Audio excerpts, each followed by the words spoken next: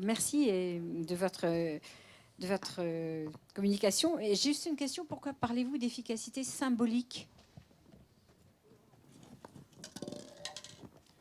Alors, on considère qu'en fait, l'effet placebo, c'est péjoratif. Et vous remarquerez que tous les thérapeutes pensent que l'effet placebo, c'est toujours les autres qui le pratiquent. Alors qu'on a quand même maintenant des données scientifiques, pour le coup, qui montrent qu'on fait tous du placebo à divers degrés. Il y a un effet placebo du médicament conventionnel, il y a un effet placebo du placebo, enfin bon, voilà.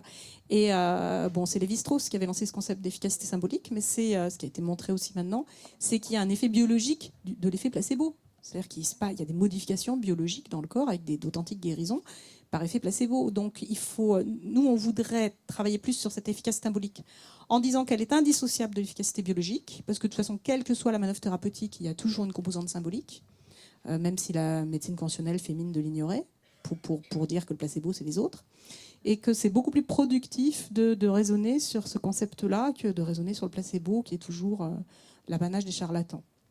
Voilà. Surtout classiquement, on dit que l'effet placebo n'est pas durable dans le temps, alors que cette efficacité symbolique, elle l'est vraiment.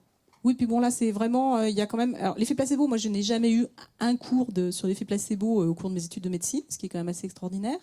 Alors maintenant, je crois que ça a peut-être changé à certains endroits, mais on a quand même plein de recherches récentes extrêmement productives, et finalement, les médecins ne connaissent pas, quoi, pour être honnête. Et enfin, personne ne connaît, parce qu'aucun thérapeute ne reconnaîtra. L'effet placebo, tout le monde le pratique, personne ne doit en parler.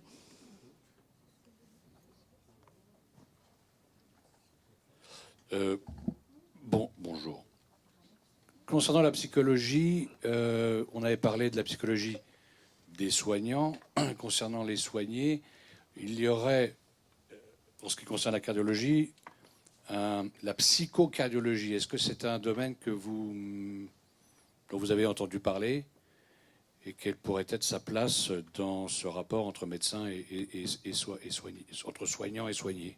Sur le plan étymologique, le mot psycho, c'est ce qui anime, c'est l'âme. Donc à partir de là, le psy est partout.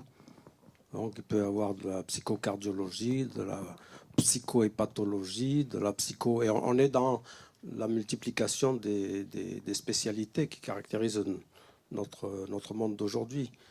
Ça me fait penser, j'étais dans un colloque il y a quelques années, un médecin suisse qui recevait une patiente, et il a vérifié cela à X reprises dans sa consultation.